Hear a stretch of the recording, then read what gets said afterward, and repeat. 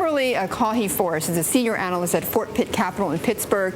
She watches Microsoft as well as other technology companies. And Kim, good to have you with us. And give me your reaction on this, on what Microsoft has unveiled. Well, I would say finally, and I would really like to see, what kind of reception they get in the marketplace. That is really important if people are going to accept these phones, or if it's game over and Apple has won. I kind of doubt that, but I think that the push into mobile is very late for Microsoft. Yes. But it's unbelievably important.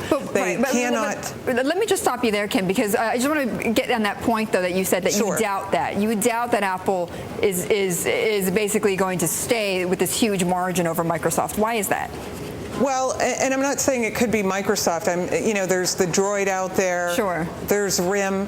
WIMs change, and the first segment that Apple went to is the consumer, and the consumer is very, very fickle. And they've hung with Apple so far, but if somebody comes up with a better, sexier interface, cheaper, the things that people are looking for, they're going to go to that. People are kind of funny because they're not like businesses where they build an ecosystem around it. You get a new phone. Right. It's just that easy. Right, it is. Sometimes something that we talk about so much is really that simple, Kim. Okay, but this is obviously critically important for Microsoft. So absolutely. When will the markets know if this is working or not? I'd say in the first couple months after it gets into, the customer channel, and we'll see what the acceptance is. It's going to be interesting. It's a hard road that they have chosen to go on, but they need to get more mobile devices, and that could be phones, it could be tablets, but mobile is the way to go. Okay, and in sort of in conjunction with this, we've been hearing a lot about Microsoft maybe acquiring Adobe, and this is all part of again sort of revamping or launching its mobile business, right? Sure. I'm a doubter on that story for a couple of reasons. First of all, the absolute numbers just don't look that exciting. Adobe has about $3 billion in revenue and about $387 billion in profit.